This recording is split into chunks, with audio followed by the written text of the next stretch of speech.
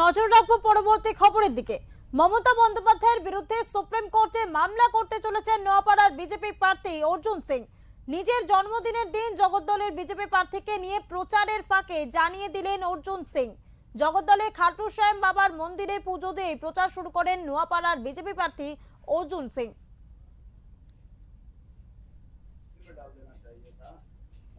अभी भी मुख्यमंत्री बन के बैठी हुई है, इसको इमीडिएट जेल में डालकर 355 धारा वहाँ लागू कर देना चाहिए। सारा पुलिस के कंट्रोल को सेंट्रल गवर्नमेंट को अपने हाथ में लेना।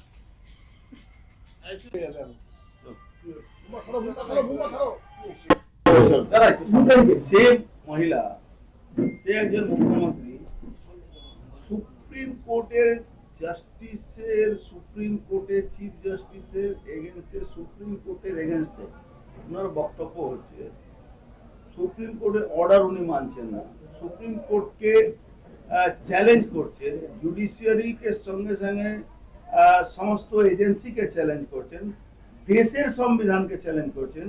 এখনো তার এগেনস্টে কেন মামলা হয়নি, কেন সুমোটো মামলা করিনি?